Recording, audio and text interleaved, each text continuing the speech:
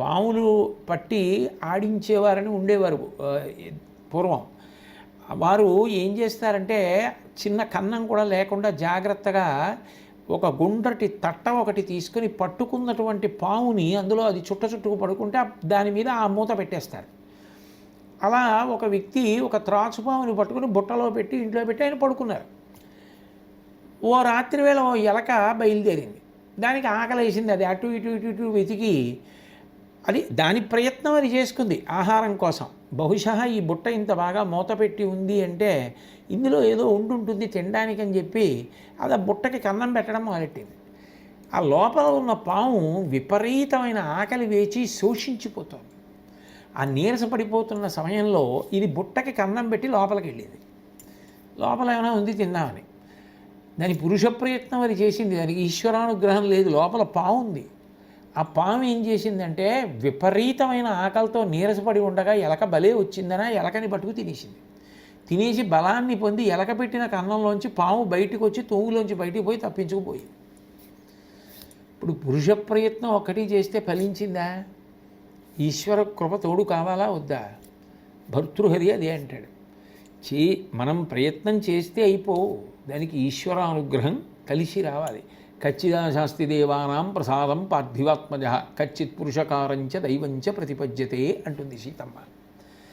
కాబట్టి ఒక్కొక్కసారి ఒక విలుకాడు వేసినటువంటి బాణం కూడా గురి తప్పచ్చు. కానీ రాజనీతజ్ఞుడైనటువంటి వాడు ఈశ్వరానుగ్రహాన్ని పొందడానికి వీలుగా ధర్మాచరణము చేసి ఉన్నవాడు. అందుకు రాజనీతజ్ఞుడయ్యాడు. రాజకీయం తెలిసిన్నవాడు కాడు, రాజనీతజ్ఞుడు. కాబట్టి ఇప్పుడు ఆయన చేసిన వ్యూహం ఏదుందో ఆ వ్యూహంలో యువతల రాజు మడిసిపోతాడు, రాజ్యము పోతుంది, బంధువులు స్నేహితులు జనులు కూడా నశించిపోతారు. అంటే అప్పటి కాలానికి అన్వయం చేస్తే ధర్మరాజు చేతిలో దుర్యోధనాదులు అలా మడిసిపోవలసిందే. ఎప్పటికీ సత్యం ఏమిటి అంటే తన ప్రయత్నమే కాదు ఈశ్వర కృపని కోరుకునేవాడు ఎప్పటికైనా రాణిస్తాడు. నా పురుష ప్రయత్నంతో సాధించగలదని భగవంతుని యొక్క అనుగ్రహాన్ని పక్కన పెట్టేసి ప్రయత్నం చేసేవాడు అంతిమ విజయాన్ని సాధిస్తాడు అని చెప్పడం సాధ్యం కాదు. ఉన్న స్థానం నుంచి జారిపోవడం మాత్రం తథ్యం. ఎందుకంటే తన ప్రయత్నం మీద నమ్మకమే తప్ప భగవద్ అనుగ్రహం ఉండాలన్న నమ్మకం ఆయనకి లేదు. కాబట్టి అరిది విలుకాని ఉజ్వల శరమొక్కని నుంచు తప్పి చనినంచను నేర్పరి అయిన వాని నీతి స్ఫురణము పగరాజు అతని భూమించెరచున్. కాబట్టి జాగ్రత్తగా ఉండాలయా ఈ విషయంలో అని చెప్తూ ధృతరాష్ట్రుడితోటి ఒకటి కొని రెంటి నిశ్చయయుక్తి చేర్చి మూటి నాల్గింట గడువ శక్యములుగా చేసి ఏనిటిని గెలిచి ఆరింటినిరిగి ఏడు విడిచి వర్తించువాడు వివేకధనుడు. వివేకధనుడైనటువంటి వాడు చేసేటటువంటి పని గురించి మాట్లాడుతున్నాడు. వివేకము అన్న ధనమున్నవాడు. వివేకం అనగానేమి అంటే నిత్యానిత్య వస్తు వివేకము అంటారు. ఏది శాశ్వతము, ఏది అచలము, ఏది కదలనిది, ఏది ఎప్పటికీ పోనిది అంటే ఆత్మ. నైనం చిందంతి శస్త్రాణి నైనం దహతి పావకః నచైనం క్లేదయంత్యాపో న శోషయతి మారుతః. అది అగ్ని చేత కాల్చబడదు, నీటి చేత తడపబడదు, దేని చేత ముక్కలైపోదు, గాలి చేత విసిరివేయబడదు. అది ఎప్పటికీ అలాగే ఉంటుంది, శాశ్వతం ఆత్మ.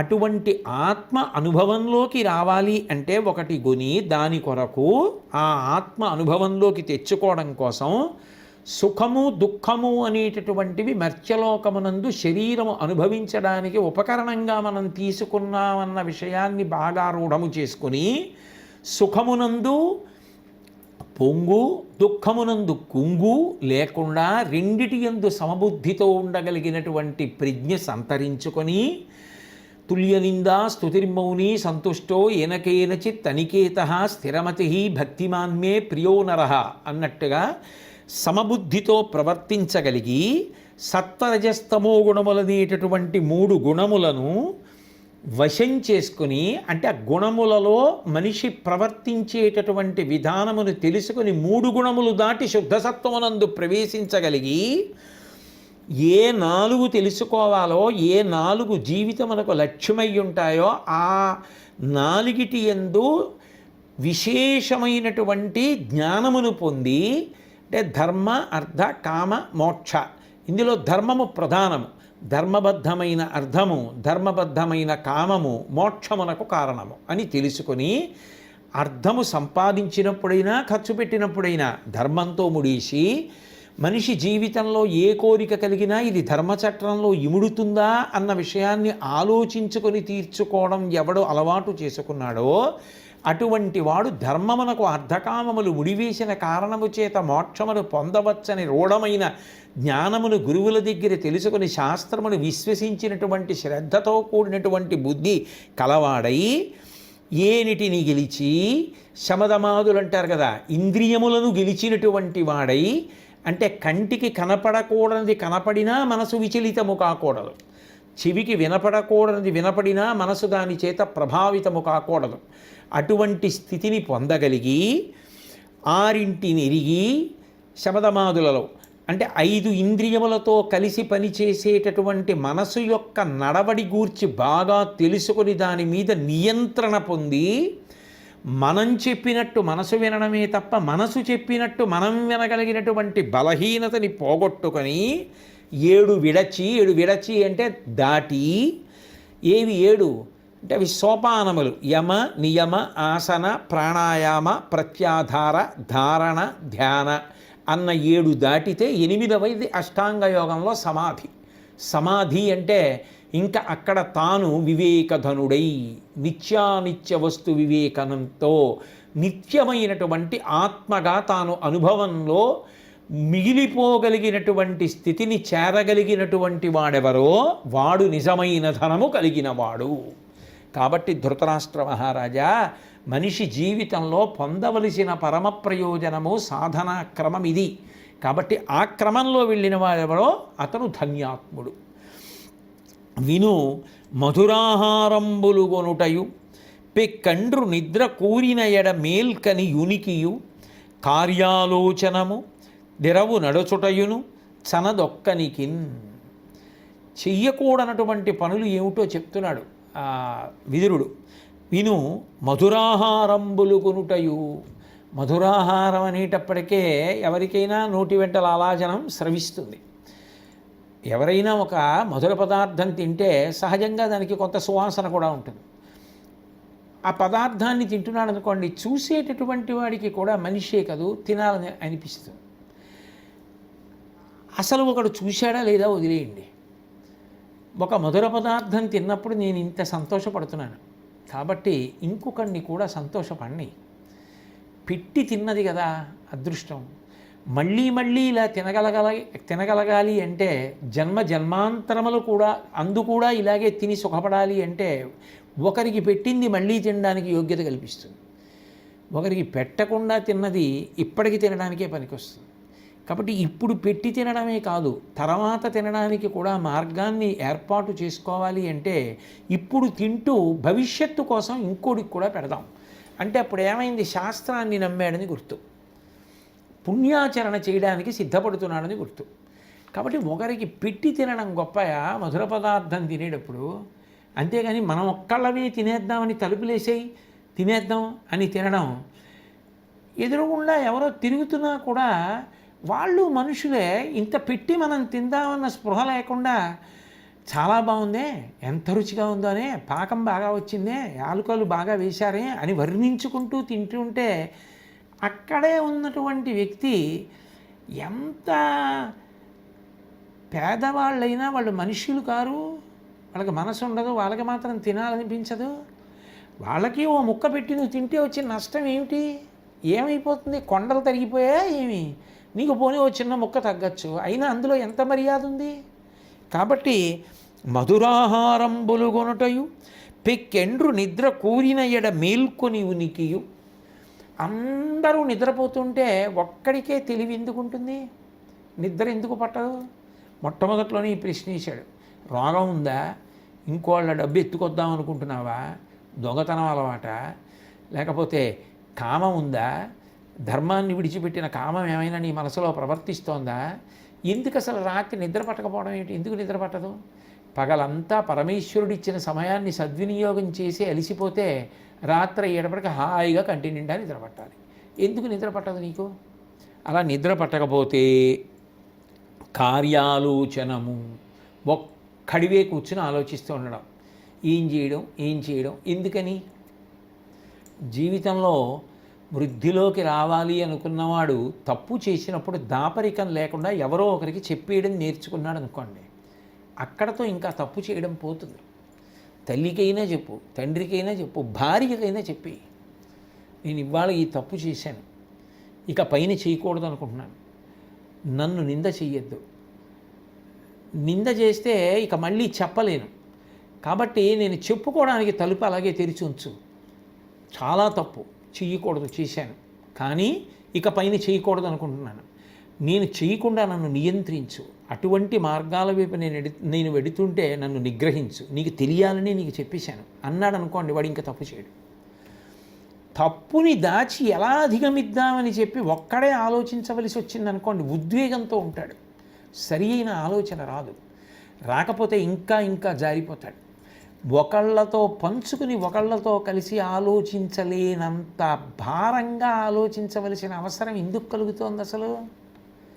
అంటే అందులో ఏదో నీచపుట ఆలోచన ఉంది, అందుకని ఎవరితో పంచుకోలేవు, ఒక్కడివే ఆలోచించవలసి వస్తుంది.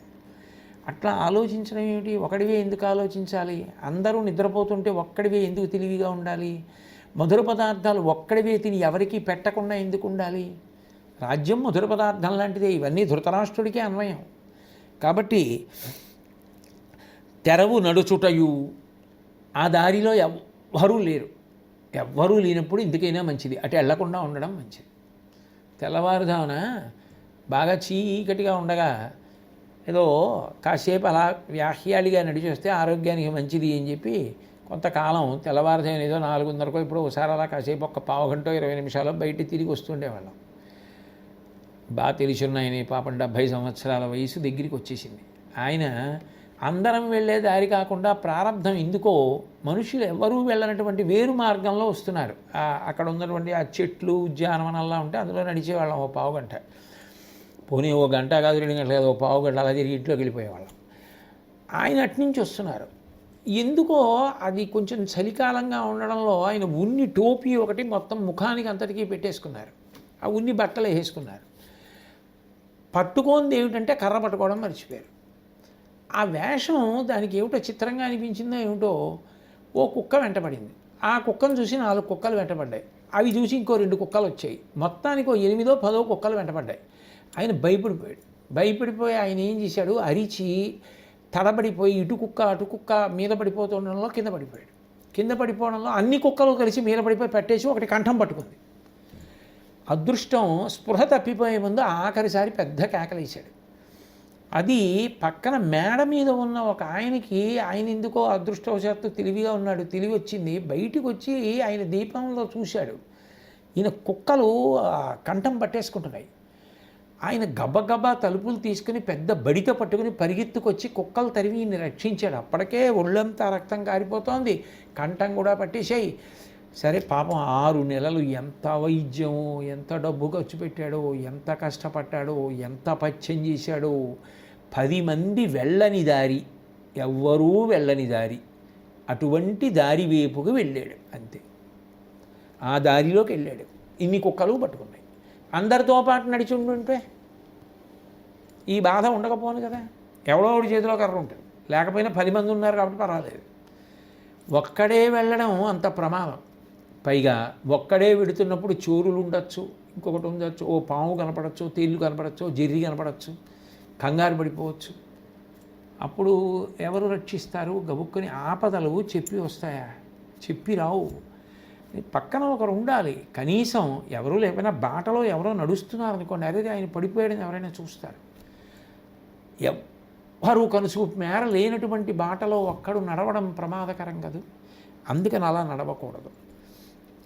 చనదొక్కనికి అటువంటి పనులు చెయ్యవద్దు సుమా అని ధృతరాష్ట్రుడికి విదురుడు చెప్పడంలో ఇవన్నీ చేసేది నువ్వే ధృతరాష్ట్ర మహారాజా. కాబట్టి అటువంటి మార్గాన్ని విడిచిపెట్టు. ఎన్ని చెప్తే మాత్రం వింటాడా? ఇవే చేస్తూ ఉంటాడు ధృతరాష్ట్రుడు. విదురనీతి వినడం వేరు, విదురనీతి విని మార్పు చెంది అనుష్ఠానంలోకి తెచ్చుకోవడం వేరు. తెచ్చుకుని వాడు ధృతరాష్ట్రుడు, తెచ్చుకుంటే ధర్మరాజు. నడవడియను మున్నీటింగడవం బెట్టంగా ఓడ కరణింతకి తానొడగూడునైన సత్యము గడచిన గుణమింకనుండు కలదే ఎరయన్. ఈ లోకంలో ప్రవర్తన, ఆచారం, నడవడి, వృత్తము ఏదైతే ఉందో అది సముద్రము లాంటిది. ధార్మికంగా ప్రవర్తించడం అనేటటువంటిది అంత తేలిక విషయం కాదు, అది అశిధారావ్రతం.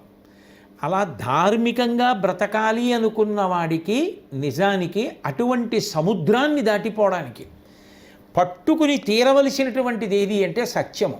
ధర్మానుష్ఠానమునకు పక్కన ఎప్పుడూ ఉండవలసిన ఊతకర్ర సత్యం. సత్యమును ఊతకర్రగా చేసుకుంటే ధర్మం కదలిక.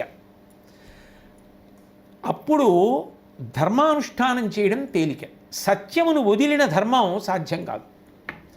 ఎందుకనంటే ఏదో ఒకటి కదలకుండా ఉంటే కదిలేది దాని మీద స్పష్టంగా తెలుస్తుంది. ఓ చలనచిత్రం ఉందనుకోండి, తెర కదలకుండా ఉంటే కదులుతున్నటువంటి చలనచిత్రాన్ని దాని మీద చూపిస్తారు.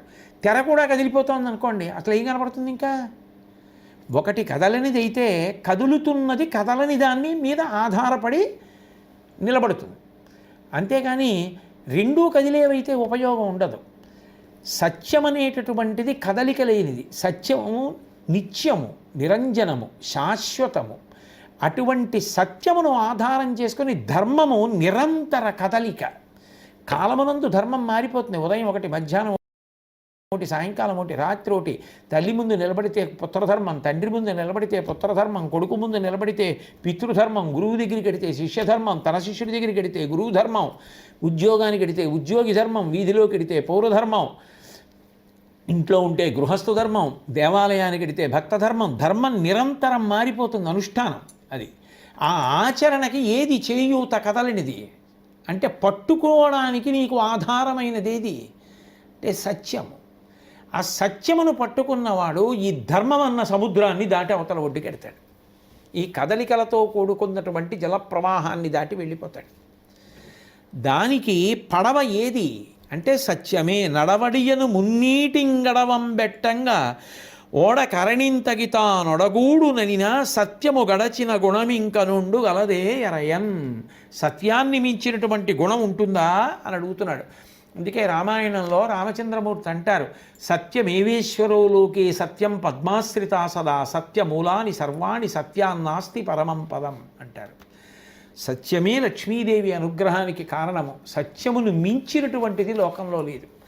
అంతటి మహానుభావుడు, అంతటి ధర్మాత్ముడు అని పేర్గాంచినటువంటి హరిశ్చంద్రుడు కూడా జీవితంలో అంత వృద్ధిలోకి రావడానికి కారణం ఆయన సత్యాన్ని పట్టుకోవడం. ఏ కారణం చేత సత్యాన్ని విడిచిపెట్టలేదు. ఒక్క అబద్ధం ఆడితే ఈ ప్రయోజనం జరిగిపోతుంది అన్నా కూడా అసత్యాన్ని ఆయన అంగీకరించలేదు. సత్యాన్ని పట్టుకోవడానికే ఇష్టపడ్డాడు. అందుకే అంతటి ధర్మాచరణ చేయగలిగాడు. చంద్రమతీదేవి అంటుంది, పసిడి మేడలోన వసించు ప్రభునక కటకట ఈ వల్ల కాటివాని వసతి కనుసన్న దొరలచే పనులందుకొను మీక ఈ నికృష్టపు వల్లకాటి సేవ అలరు తెనియలతో అరగించెడు మీక అకట శవాల పిండాసనంబు జిలుగు బంగారు దుస్తులు ధరించెడి మీక పొలసు కొంపలయు ఈ బొంతకోక కనుల మీటి దుస్థితి కనిన నాకు చావు రాకున్నదెంతని సంతసింతు హా హరిశ్చంద్రసార విద్యా పణీంద్ర బుధజన మనశ్చకోర సంపూర్ణచంద్ర అంటుంది. అన్ని కష్టాలు పడ్డాడు, శ్మశానంలో ఉన్నాడు, బొంత కట్టుకున్నాడు, శవాలకి పెట్టిన పిండాలు తిన్నాడు. అయినా అసత్యం పలకడానికి మాత్రం ఒప్పుకోలేదు. ధర్మాచరణ మనకు ఊతకర్ర సత్యమే. అజామీనుడు మొట్టమొదట్లో చాలా తండ్రి గారి మాట వింటూ ఉత్తమ బ్రహ్మచర్యాన్ని నెరపినప్పుడు ఆయన కూడా ఎంత మంచి గుణములను పొంది ఉండేవాడు అంటే సత్యభాషణ నియమంబు జరపినాడు, నిత్య నైమిత్తికాదుల నెరపినాడు, దండి లోబాది గుణముల దరసినాడు, మంచి గుణములు తనయందు అరసినాడు అంటారు. పోతన గారు భాగవతం అజామీడోపాఖ్యానంలో సత్యభాషణ నియమంబు జరిపినాడు. ఆయన సత్యమునే పలుకుతాననేటటువంటి నియమాన్ని పట్టుకున్నాడు. దాని వలన ధర్మాచరణం నిత్య నైమిత్తికాదుల నెరపినాడు. దండి లోభాది గుణముల దరపినాడు. లోభాది గుణములను దాటిపోయాడు. ఆ తర్వాత ఆయన జారిపోయాడు, మళ్ళీ ఊంచుకున్నాడు అన్నది వేరే విషయం. అంటే సత్యం అనేటటువంటిది నడవడికి అత్యంత ప్రధానమైనటువంటి విషయం అని చెప్తూ, చెలిమియు సంభాషణమును బలిమి వివాహంబు త్రోపు పాడియు తమయం తలవారితోన తగు అధికుల హీనులతోడైన గొరగా దదిపా. ఏ విషయంలో తనకన్నా అధికులతో ఉండకూడదు చెప్తున్నాడు విదురుడు. చిలిమియు స్నేహం కానీ, సంభాషణమును మాట్లాడడం కానీ, బలిమి బలం విషయంలో కానీ, వివాహంబు సంబంధాలు కలుపుకోవడంలో కానీ, వివాహంలో కానీ, త్రూపుబాడి యుద్ధమునందు కానీ తనతో సమానమైనటువంటి వాళ్ళతో ఉండాలి తప్ప తక్కువ వాళ్ళతోటో ఎక్కువ వాళ్ళతోటో ఉండకూడదని కాదు, అసలు ఉండకూడదని కాదు, బాగా కలిసి ఉండడం నీకు ప్రయోజనకరం కాకుండా ఉంటుంది. కలవకుండా ఉండకూడదనో నిరసించమనో దాని ఉద్దేశ్యం కాదు. నీతో సమానులతో కలిసి ఉండడం ఇంకా పెరగడానికి, ఒకరికొకరు చేయూతనిచ్చుకోవడానికి పనికొస్తుంది. చిలిమియు స్నేహం. స్నేహం ఇప్పుడు సమానులైన వాళ్ళ మధ్యలో ఉండాలి అంటారు. ఎందుకనంటారు అంటే, లోకంలో వనాని దహతో వహ్నేహి సఖా భవతి మారుతః సయేవ దీపనాశాయ కృషే కస్యాస్తి సౌహృదం. కృషే కస్యాస్తి సౌహృదం. అరణ్యంలో దావానలం పుడుతుంది, చెట్లన్నీ కాలిపోతుంటాయి. ఆ చెట్లు కాలిపోతున్నప్పుడు అంత పెద్ద అగ్నిహోత్రం పుట్టినప్పుడు పెద్ద గాలి వచ్చిందనుకోండి, ఈ అగ్ని ఇంకా పెరిగిపోతుంది. ఎంత పెద్ద గాలి వచ్చిందో ఈ అగ్ని అంత పెరుగుతుంది. ఎందుకంటే అగ్ని అంత పెద్దది. అడవిలో కాలిపోతున్నప్పుడు ఆ అడవి కాలుతున్న అగ్ని అంత ఆకాశాన్ని అంటుకుని కాలుతూ ఉంటుంది. అంత పెద్ద గాలి వచ్చిన కొద్దీ అగ్ని పెరుగుతుంది. అదే చిన్న దీపం వెలుగుతుంది అనుకోండి, అంత పెద్ద గాలి వస్తే దీపం నిధనమైపోతుంది. ఆ గాలి ఈ దీపాన్ని పెరగనివ్వదు, దీపం నిధనమైపోతుంది. ఎందుకని? రెండూ సమానం కావు. అక్కడ రెండూ సమానం. అందుకే అరణ్యం కాలుతున్నప్పుడు అగ్నికి ఆ గాలి స్నేహమైంది. అదే గాలి దీపం మీదకి వస్తే అది అగ్ని అయినా దీపం నిధనమైపోవడానికి కారణమైంది. రెండు సమానం కానప్పుడు ఒకదాన్నొకటి పోషించుకోలేవు. ఎందుకని? స్నేహం అనేటప్పటికే కొన్ని లక్షణాలు ఉంటాయి. ప్రియవాక్య ప్రధానేన సర్వే తుష్యంతి జంతవః తదేవ దాతవ్యం వచనే కా దరిద్రత. స్నేహం అనేటప్పటికీ మాట్లాడుకోవాలి. మాట్లాడుకోవడం అనేటటువంటి దాంట్లో ప్రియంగా మాట్లాడుకోవాలి. ఆ ప్రియంగా మాట్లాడుకోవడానికి పరమేశ్వరుడు మాటలు ఇచ్చాడు. అందులో దరిద్రం పొందవలసిన అవసరం లేదు, మాట్లాడవచ్చు. కానీ దదాతి ప్రతిగృహ్ణాతి గుహ్యమాఖ్యాతి పృచ్చతి భుంక్తే భోజయతే చైవ షడ్విధం ప్రీతి లక్షణం. స్నేహం అనేటప్పటికీ ఇవ్వడం ఉంటుంది. ఇది మీరు తీసుకోండి, మీకు ఉపయోగపడుతుంది అని వాళ్ళ అవసరాన్ని బట్టి ఒక వస్తువుని స్వాతంత్రంతో ఇస్తారు, అవతల వాళ్ళు మనకిస్తారు. ఇవ్వడం ఉంటుంది, పుచ్చుకోవడం ఉంటుంది. అలాగే అవతల వాళ్ళు ఈ ఇబ్బందిలో ఉన్నారు అని అది ఎంత గుప్తమైనదైనా యువతల వాడు తెలుసుకొని దాన్ని ఆదుకోవడానికి ప్రయత్నిస్తాడు. అలాగే తనకి ఎంత గుప్తమైన కష్టమైన ఆయనతో పంచుకుంటాడు. అలాగే మీరు ఇవాళ మా ఇంట్లో ఈ పదార్థం వండాం, చాలా రుచిగా ఉంది, తినండి అని పట్టుకెళ్ళైనా ఇస్తాడు, రండి అని అయినా పెడతాడు.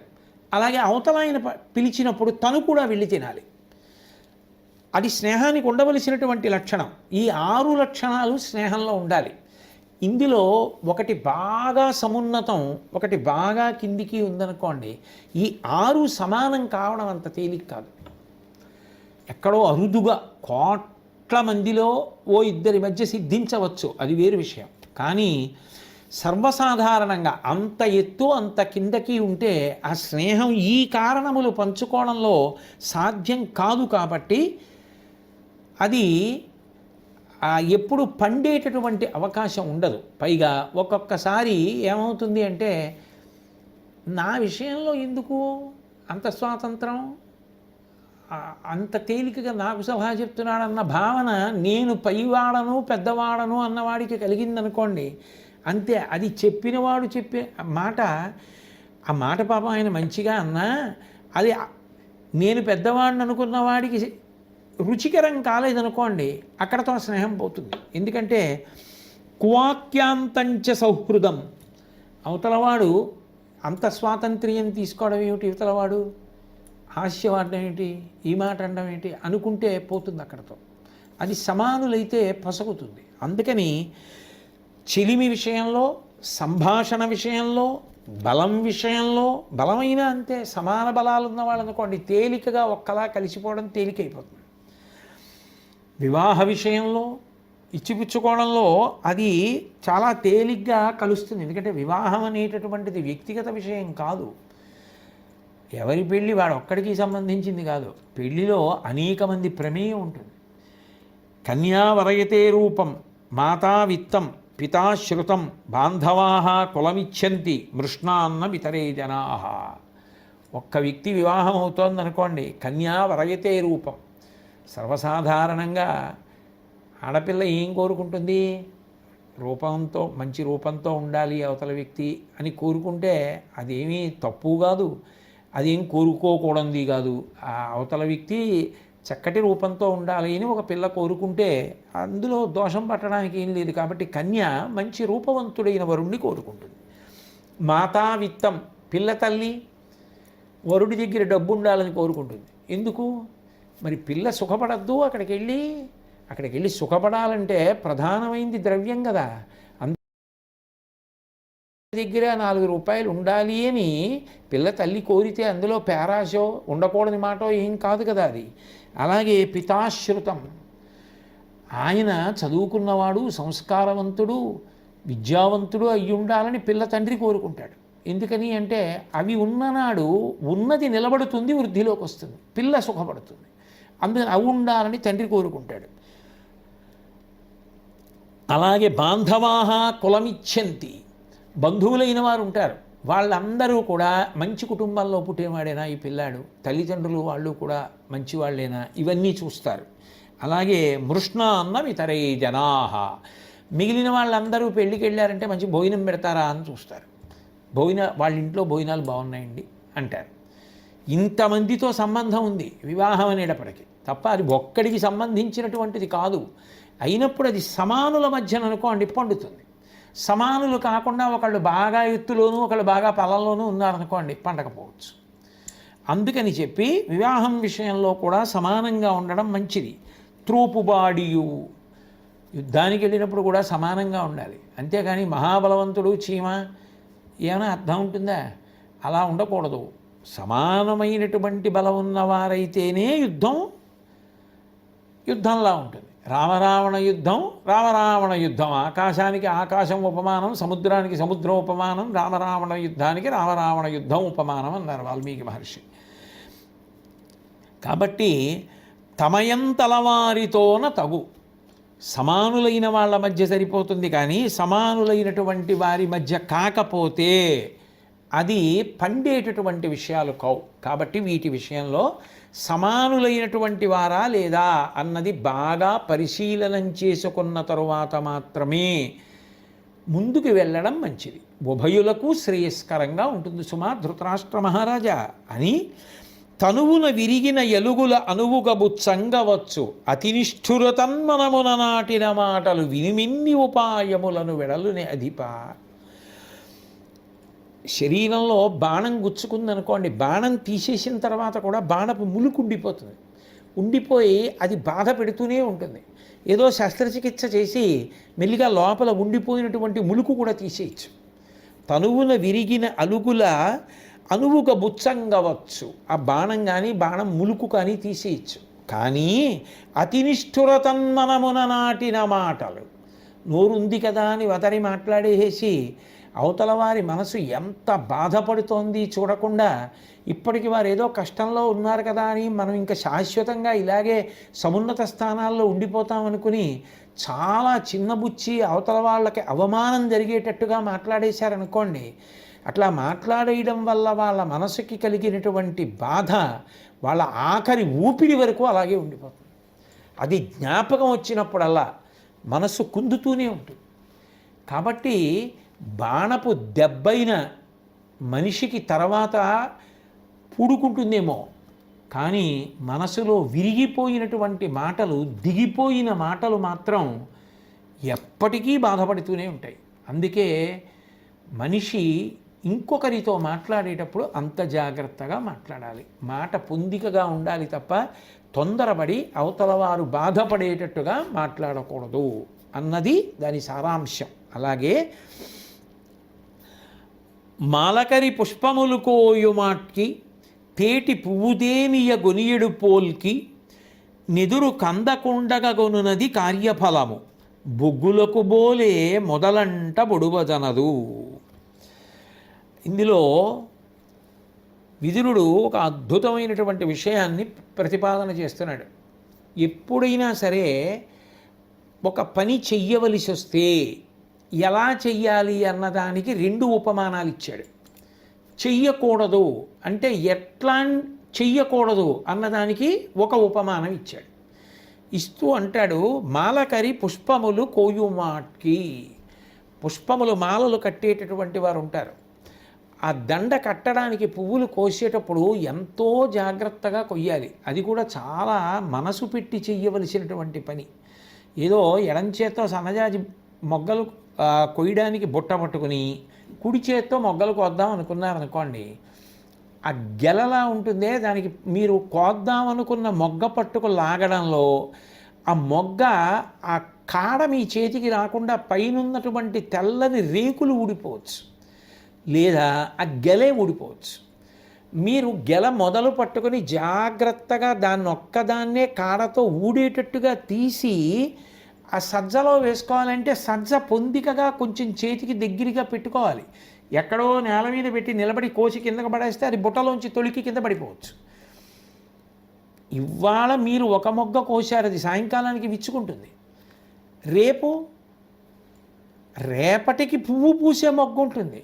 ఇవాళ ఒక్కరోజు కోస్తున్నామని గెలలన్నీ కోసేస్తే ఆ పసరిక మొగ్గలతో కూడుకున్నటువంటి గెలలన్నీ ఊడిపోయి పడిపోయి మీరు ఒక్క మొగ్గ తీసేసుకొని అందులో పువ్వు తీసుకుని అందులో పడేసి మిగిలిన మొగ్గలన్నీ పారేశారనుకోండి, రేపటికి పువ్వులు ఎక్కడుంటాయి?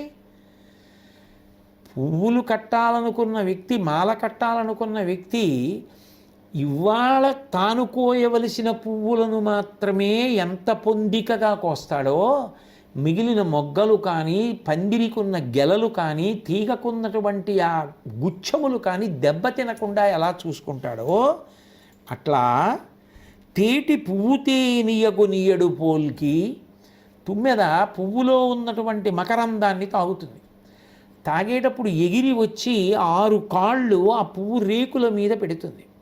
తొండాన్ని గుచ్చుతుంది, గుచ్చి తేనె లాక్కుంటుంది. లాక్కుని మళ్ళీ పువ్వు రేకుల మించి లేచి ఎగిరిపోతుంది. అలా ఎగిరిపోయిన పువ్వు కించిత్ దెబ్బతినడం కానీ, అంత కోమలమైనటువంటి రేకులు చిరగడం కానీ ఉండదు. ఆ పువ్వులో ఉన్నటువంటి మకరందాన్ని సీతాకోక చిలుక ఎంత అందంగా తాగుతోందో, చేసేటటువంటి పని అంత అందంగా చెయ్యాలి. ఏ పని చేసినా అంత శ్రద్ధగా చెయ్యాలి. అది ఎంత చిన్న పనైనా కావచ్చు, ఎంత పెద్ద పనైనా కావచ్చు. అసలు ఆ పని చేస్తుంటే చూడడం అంత అందంగా ఉండాలి, అంత శ్రద్ధతో చెయ్యాలి తప్ప శ్రద్ధ లేకుండా చేసేటటువంటి పని ఎలా ఉంటుంది అంటే బొగ్గులకు బోలె మొదలంట పొడువచనదు. చెట్టు మొదలంట గుణపంతో పొడిచి తీసేసి ముక్కలు కొట్టి ఎండబెట్టి బొగ్గుల కోసం తీసేటప్పుడు చూడండి, అది ఇక చెట్టుని వెలగించేసేటప్పుడు దానికి ఇంకా కోమలత్వం ఏముంటుంది? గుణపం పెట్టి తవ్వేసేసి ఉత్తరించేసేసి తాళ్ళు పెట్టి చెట్టుని లాగి కింద పారేసి ముక్కల కింద నరికేసి అది వర్ణించడానికి ఏమిటో కొంచెం జుగుప్సతోటి చాలా కఠినంగా ఉందే అనిపిస్తుంది. అది ఎంత భయంకరంగా ఉంటుందో, అందులో ఎంత క్రౌర్యం ఉంటుందో, ఏదో బొగ్గులు తయారు చేసుకోవడానికి చెట్టు కొట్టేసే ప్రక్రియ ఎలా ఉంటుందో అలా చేయకూడదు సుమా. పని చేసేటప్పుడు అంత లాలిత్యంతో, అంత కోమలత్వంతో, అంత సున్నితంగా, అంత శ్రద్ధగా, అంత నైపుణ్యంతో మనసు పెట్టి చక్కగా అందంగా చెయ్యవలసి ఉంటుంది. అలా చేయకపోతే అసలు మనసునందు ఆ లాలిత్యము లేకపోతే, ఆ కోమలత్వం లేకపోతే ఏ పని చేసినా అది భయంకరంగా ఉంటుంది. దీపం వెలిగించినా అలాగే ఉంటుంది, ధూపం వేసినా అలాగే ఉంటుంది, పుష్పార్చన చేసినా అలాగే ఉంటుంది, భార్యని పిలిచినా అలాగే ఉంటుంది, పలహారం చేసినా అలాగే ఉంటుంది, మాట్లాడినా అలాగే ఉంటుంది. కోమలత్వం ఒక్కటి లోపల ఉంటే ఏది చేసినా అంత అందంగా ఉంటుంది. కాబట్టి అది నేర్చుకోవలసిన విషయం సుమా. మనిషి ప్రయత్నపూర్వకంగా సాధన చేసి మనసు యందు ఆ ఆర్ద్రతని సాధించుకోవాలి. పరుల ధనమునకు, విద్యాపరిణితికిన్, తేజమునకు, బలమునకు మనం బెరియగా అసహ్యపడునన్నరుడు దేవులు లేని వేదనంబడు నధిపా. సర్వసాధారణంగా లోకంలో ఉండేటటువంటి జాడ్యం గురించి మాట్లాడుతున్నాడు విదురుడు. ఒకరికి ఇంకొకరి మీద అసూయ ఏ కారణాలకు ఉంటుంది అంటే ధనమునకు. ఆయన ఐశ్వర్యవంతుడు కాబట్టి ఆయన మీద అసూయ, ఎప్పుడు ఆయన పేరెత్తేటప్పటికీ మనసులో బాధ, ఆయన ఏదో నింద చేస్తూ ఉండడం, ఆయన పాడైపోవాలని కోరుకుంటూ ఉండడం. విద్యాపరిణితికిన్, తనకన్నా బాగా విద్యావంతుడు, తనకన్నా బాగా చదువుకున్నాడు కాబట్టి సరస్వతీ కటాక్షం ఉన్నవాడు కాబట్టి గౌరవించడం కాదు, ఆయన మీద అసూయ పెట్టుకోవడం. తేజమునకు, ఆయన విశేషమైనటువంటి తేజస్సు కలిగినటువంటి వాడు, ఆయన అనుష్ఠాన బలం, ఆయన యొక్క ధార్మిక నడవడి, దాని చేత ఆయన తేజస్సు కలిగిన వాడు. లేదు పోని చాలా తక్కువగా మాట్లాడితే అందగాడనుకోండి, పుట్టుక చేత భగవంతుడు ఇచ్చినటువంటి అనుగ్రహ విశేషం. బలమునకు, శరీరంలో ఉన్నటువంటి బలానికి మనం బెరియగన సహ్యపడున నరుడు ఎప్పుడు ఈ 4 కారణాలు చూసి ఎవరో తనకన్నా బాగా డబ్బున్నవాడని, తనకన్నా బాగా చదువుకున్నవాడని, బాగా తేజస్సు ఉన్నవాడని, తనకన్నా బాగా బలవంతుడని ఏడుస్తూ ఉండేటటువంటి లక్షణం ఉన్నటువంటి వాడు, అసూయపడేటటువంటి లక్షణం ఉన్నవాడు ఎవరున్నాడో వాడు శరీరంలో ఏ రోగం లేకుండానే ఎప్పుడూ బాధపడుతూ ఉంటాడు. సర్వసాధారణంగా బాధ దేనికి కలుగుతుంది? శరీరంలో ఏదైనా రోగం ఉంటే బాధ. ఏదో తలపోటుగా ఉందనుకోండి బాధ, కడుపు నొప్పిగా ఉంటే బాధ, కాలు నొప్పిగా ఉంటే బాధ, జ్వరం ఉంటే బాధ, పడిశం పడితే బాధ. ఏమీ లేకుండా బాధ ఏమిటి అంటే అవతలవాడు ఉన్నత స్థితిని పొందాడని యువతలవాడికి ఏడుపు. ఈ ఏడిచే లక్షణం నీకుంటే నువ్వు బాధపడకుండా చేయడం ఎవరికీ సాధ్యం కాదు. నువ్వు ప్రశాంతంగా సంతోషంగా, తన సంతోషమే స్వర్గము. నువ్వు సంతోషంగా ఎందుకు ఉండగలవు అంటే నీకున్న దానితో నువ్వు తృప్తిగా ఉండి నీకున్న అధికులు కనపడినప్పుడు వాళ్ళు ఎంత పుణ్యం చేస్తే ఈ స్థితిని పొందారో అని వాళ్ళకి నమస్కరించగలిగితే, మహానుభావుడు ఎంత సాధన చేశాడో, ఎన్ని చదువుకున్నాడో, ఇవాళ అంత గొప్ప స్థితిని పొందాడు, అన్ని విషయాలు మాట్లాడగలడు, అన్ని శ్లోకాలు చెప్పగలరు, అన్ని పద్యాలు చెప్పగలరు, అంత అన్వయం చేయగలరు, అన్ని మాట్లాడగలరు, అంత అవధానం చేసినటువంటి వారు, ఎంత సరస్వతీ కటాక్షం లేకపోతే ఆ స్థాయికి వెళ్ళి పుస్తకాలు రాసి అంత గొప్ప స్థితిని పొందారంటే గత జన్మలలో ఆయన ఎంత సరస్వతీ సేవ చేసిన వారు అని నువ్వు త్రికరణ శుద్ధిగా 2 చేతులు ఎత్తి నమస్కరించగలిగితే వారి పేరెత్తేటప్పటికీ నీకు మనసులో గౌరవభావం. ఆయనకంత సరస్వతీ కటాక్షం ఉండడం ఏమిటని ఏడిస్తే ఆయనకి తగ్గేది లేదు, నీకు పెరిగేది లేదు. సరిగదా రోగం లేకుండానే మనసులో బాధ, శరీరంలో బాధ. 2 డబ్బు విషయంలో అంతే, బలం విషయంలో అంతే, అందం విషయంలో అంతే, పోనీ తేజస్సు విషయంలో అంతే. కాబట్టి అసూయ పెంచుకొని నువ్వు సాధించేది లేదు, నువ్వు తరిగిపోవడం తప్ప పెరిగేది లేదు. నిజంగా పెరగాలనుకుంటే ఆదరణ, గౌరవం, భక్తి, వారిని ఎంతో మర్యాదతో నమస్కరించి వారి యొక్క తేజస్సుకి, వారి యొక్క సరస్వతీ కటాక్షానికి, లక్ష్మీ కటాక్షానికి, బలానికి గౌరవం ఇవ్వడం మర్యాదతో కూడుకున్న వ్యవస్థ. అవి పాండవులకు ఉన్నాయి, లేవని ఏడిస్తేని పిల్లలకు వస్తాయా? కథాపరం. సమాజంలో ఎవరికి ఎప్పుడైనా అన్వయం. ఎదిరికి హితమును ప్రియమును మదికింపునుగాగ పలుకు మాటలు పెక్కై ఒదవినను లెస్స, అటుగాకిదియది అన కూరకునికి ఎంతయు నొప్పున్. ఓ ధృతరాష్ట్ర మహారాజా, ఎదిరికి హితమును, ఇతరులకు మేలు కలిగేటటువంటి మాటలు, ప్రయోజనకరమైన మాటలు, వాళ్ళు ఇంకా వృద్ధిలోకి రావడానికి పనికొచ్చే మాటలు, వాళ్ళకున్న అజ్ఞానం పోయేటటువంటి మాటలు, వాళ్ళని మంచి మార్గంలో నడిపించగలిగిన మాటలు, వాళ్ళకున్న బలహీనతలను పోగొట్టగలిగిన మాటలు, వాళ్ళల్లో ఆత్మస్థైర్యాన్ని నింపగలిగిన మాటలు ఎన్నైనా మాట్లాడు. ప్రియమును అలాగని వాళ్ళ మనసు నొచ్చుకునేలా మాట్లాడకు. వాళ్ళకి హితము కలగాలి, వాళ్ళకి వినాలనిపించాలి, అలా మాట్లాడు. అట్లా మాట్లాడడం ఎంతైనా మాట్లాడు, తప్పు లేదు. ఎంతసేపైనా మాట్లాడు, వచ్చిన దోషం ఏం లేదు. ఎందుకంటే అదొక మహాయజ్ఞమే. ఎందుకంటే దాని వలన ఎంతమందికి ప్రయోజనం కలుగుతుందో వారికి మేలు కలుగుతోంది. నువ్వు కష్టపడినా పర్వాలా, నీ శ్వాస ఖేదం పొందినా పర్వాలా. రెండు, ప్రియంగా మాట్లాడు. అవతల వారికి హితం చెప్పేటప్పుడు కఠినంగా మాట్లాడకు, ప్రేమతో మాట్లాడు.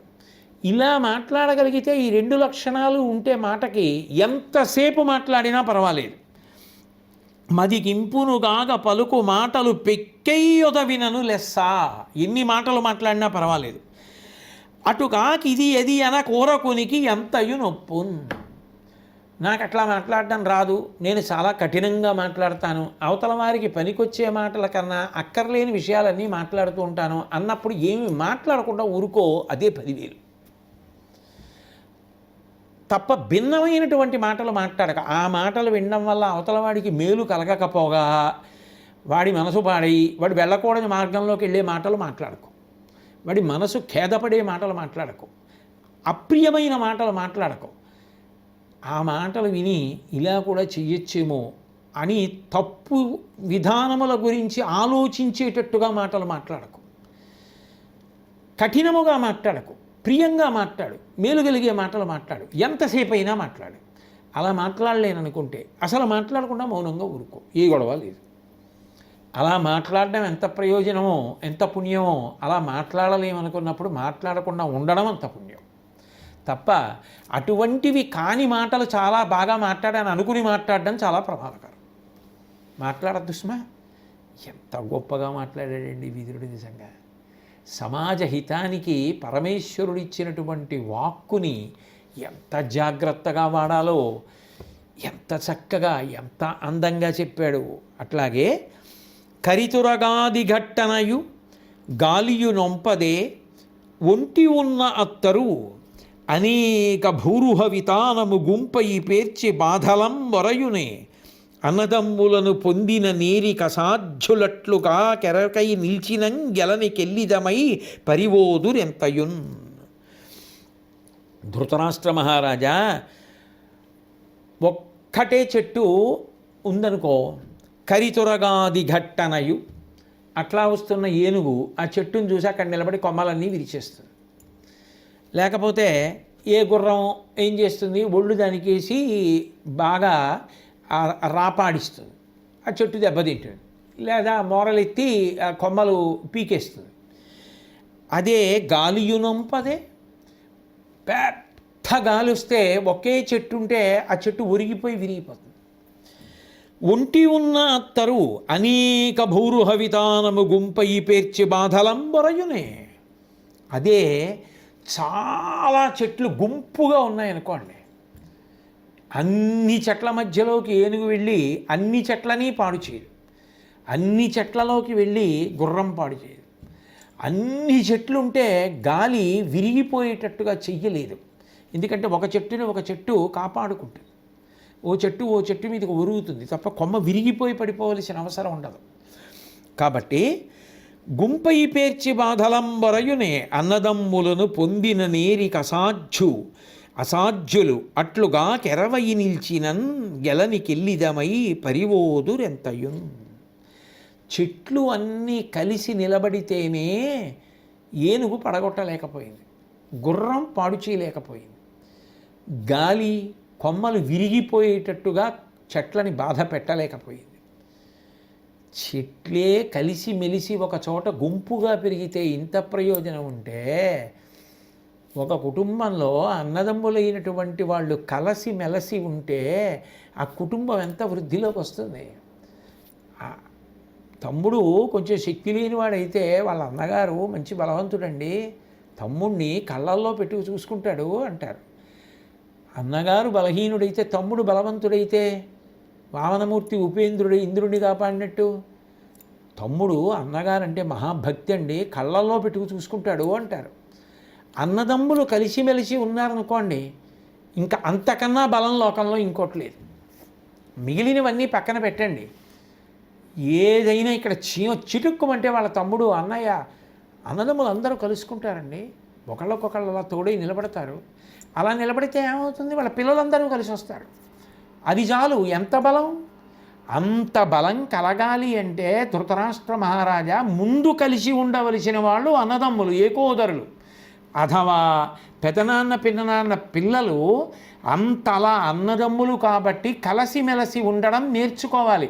అలా కలసిమెలసి ఉండడం అన్నదమ్ములకే రాకపోతే ఇక వాళ్ళు ఎలా వృద్ధిలోకి వస్తారు? వాళ్ళని పైవాళ్ళు చులకన చేశారు అంటే ఆశ్చర్యమేముంది? ఒక్కటైనటువంటి చెట్టు గాలికి పడిపోయింది, గుర్రం వల్ల దెబ్బతింది, ఏనుగు వల్ల దెబ్బతింది. అన్ని చెట్లు కలిసి ఉంటే దెబ్బ తిననట్టుగా అన్నదమ్ములందరూ కలిసి ఉంటే సంతోషంగా ఉంటారు, కలిసి ఉండకపోతే నశించిపోతారు. కాబట్టి ధృతరాష్ట్ర మహారాజా, ఇంటికి పెద్దవాడిగా నువ్వు చెయ్యవలసినటువంటి ప్రధానమైన కర్తవ్యం, నువ్వు అన్నదమ్ములైనటువంటి ధర్మరాజు గారి సోదరులు, యువతల దుర్యోధన సోదరులు కలిసి ఉండేటట్టుగా ఎటువంటి వ్యవస్థ చెయ్యాలో అది నువ్వు చెయ్యాలి. పెద్దవాడిగా నువ్వు చేయకపోతే నీ పిల్లలే వృద్ధిలోకి రావాలనుకుంటే ఒక్కటైన చెట్టు నశించిపోయినట్టు ఎవరికి వాళ్ళు ఒక్కరై చెట్లై నశించిపోతారు. అది మంచి పద్ధతి కాదు. కాబట్టి కలిపి నిలబెట్టడం నేర్పు. ఇది విదురుడు చెప్పినటువంటి పరమాద్భుతమైనటువంటి నీతి పాఠములు. ఎన్నో చెప్పాడు సంస్కృత భారతంలో. వ్యాసుల వారు విదురుడి నోటి ద్వారా ఎన్నో ఇచ్చినవి మనకి అందించారు. కాబట్టి ఇందులో ఏ ఒక్క పద్యమైన ధారణ చేసి మనం చక్కగా జీవితంలో అనుష్ఠానంలోకి తెచ్చుకొని జ్ఞాపకం ఉంచుకొని ఒక్కొక్క దానికి ఉదాహరణలు చూపిస్తూ పిల్లలకి చెప్పడం బాగా నేర్చుకుంటే వృద్ధిలోకి రావలసిన వాళ్ళు జీవితాన్ని పండించుకోవలసిన వాళ్ళు భవిష్యత్తులో ఆటు పోటు ఎదురైనప్పుడు తట్టుకుని నిలబడవలసిన వాళ్ళు కాబట్టి వాళ్ళకి సంస్కారం అందించవలసిన అవసరం ఉంది. అటువంటి సంస్కారమును అందించడానికి మహాభారతంలో ఉద్యోగ పర్వంలో ఈ విదురుడి యొక్క మాటలు పరమాద్భుతమైనటువంటి మాటలు. అవి పిల్లలకి చద్దన్నపు మూటలు, తప్పకుండా జ్ఞాపకం ఉంచుకోవలసినటువంటి విషయాలు. కాబట్టి ఈ మహానుభావుడు ధర్మవేత్త ధర్మమూర్తి అయినటువంటి విదురుడు చెప్పినటువంటి మాటలు మనకి ఎప్పటికీ మస్తిష్కంలో నిలబడి అనుష్ఠాన పర్యంతంలోకి వచ్చి మనం సత్ప్రవర్తనతో కూడుకున్న వారమై అందరూ సంతోషించేటట్టుగా జీవించగలిగినటువంటి అదృష్టాన్ని ఆ శ్రీకృష్ణ పరమాత్మ తన యొక్క నిర్హేతుక కృపాకటాక్ష వీక్షణముల చేత మనకు అనుగ్రహించుగాక అని ప్రార్థన చేద్దాం. స్వస్తి.